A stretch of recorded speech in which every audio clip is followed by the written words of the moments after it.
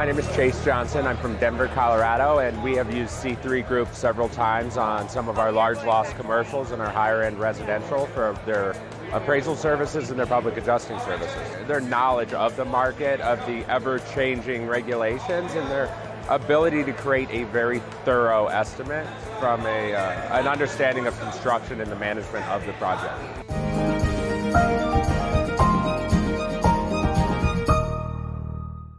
Happy Thursday, Hail Stalkers. Lead meteorologist John Choquette here for our daily 12 p.m. hail forecast, sponsored as always by C3 Group and Merlin Law Group. Check out both of their pages in the description below if you watch us here on Facebook.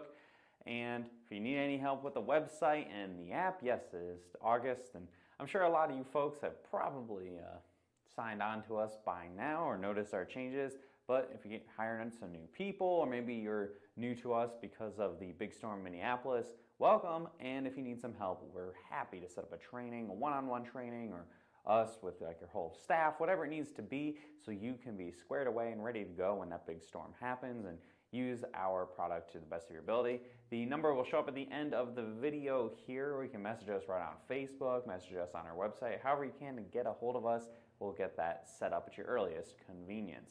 So your forecast for today, we got a couple areas that we'll be looking at here, and I see Derek messed around with my settings a little bit. We have 3 different areas we're looking at. I got the first 2, and I'm standing behind the third one. This is going to be the one that's ongoing first. There's some storms already happening, move past Buffalo, and it looks like we might turn into a line of storms in the northeast here, but any sort of isolated activity, especially in Ohio, parts of Pennsylvania, Indiana, over by West Virginia, could see hail in the marginal variety, possibly even up to 1 or 2 storms that could have some golf ball size hail. So 2% for Cincinnati, 2% also for Pittsburgh, and this final 2% here is for Albany, New York. You know, I didn't place it properly, but that's pretty much where it's going to be for. And that's for basically right now through about 6 o'clock this evening local time. 2 other areas we're looking at here. First off, we'll start in Oklahoma. Yes, our home base here. 5% chance for Oklahoma City with up to 2-inch hail possible. And I don't think that's so high for Tulsa, about 2% chance there. I think a couple storms are going to form this afternoon after about 4 o'clock or so and move somewhere in the general vicinity of where Oklahoma City's at. It's only going to be 1 or 2 storms, and it's all within an outflow boundary that happen if you are in Oklahoma. You notice there's some showers this morning. It's not 100,000 degrees outside, which means a little bit more stable air. So we really got to figure out where that boundary sets up, and that's where storms will fire. So again, 5%. And if anything does go crazy, you could have that 2-inch hail possible, but right now I'm thinking probably not much larger than that. And then finally, going out west to the Colorado Front Range, up to ping pong ball size hail is possible there. Wouldn't be surprised if anything gets a little bigger than that. 10% for Denver, and that includes everywhere from Fort Collins all the way down to Pueblo. I think we could see a few storms roll off the mountains today and produce probably high volumes of hail, but probably not so much a very large hail, and that even extends further north into Wyoming. So again, up to ping pong ball size hail there possible. Future radar shows here in the northeast, activity kind of struggles to get its act together, but if anything stays isolated and can be strong enough, you could see up to that golf ball size hail with 1 or 2 of the strongest storms. For the most part, probably sub-severe hail or just a wind threat in general.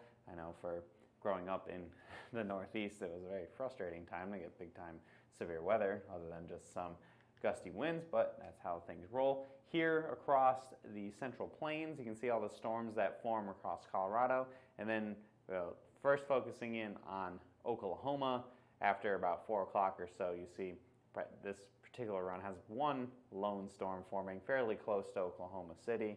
So we'll just kind of have to watch and see how that all plays out. If anything goes crazy, of course, we'll go live or maybe even step outside and see some storms. And here in Colorado, of course, I start talking about it once it doesn't roll around. When it rolls back again, you'll see storms rolling off the mountains, forming, and then any of those more dominant cells could have, again, up to some ping pong ball size hail. I think more of a high volume, smaller hail situation, that marginal hail, no baseballs or anything like that in the Denver area today. But hey, additional storms are always welcome, especially in August, where both of these areas, I mean, Colorado a little more than Oklahoma, Oklahoma especially doesn't really see too many storms in August. So any threat is a welcome threat, even if it produces just some marginally severe hail. Tomorrow, for Friday in that work week, we got two areas we're looking at as well. First of which is out west along the west coast or by Oregon. Could see hail up to $half size there. However, most of this area is extraordinarily rural. I believe the town of Bend, Oregon is the only real population center at risk for this one. Bigger risk, of course, is going to be here across the high plains, extending all the way up from Canada down through to just about the Colorado-New Mexico border, up to 2-inch hail anywhere in the orange area. So places like Denver, Rapid City, even Bismarck, all at risk of seeing that larger hail. And that's going to be forming in the afternoon hours after about 2 or 3 o'clock local time.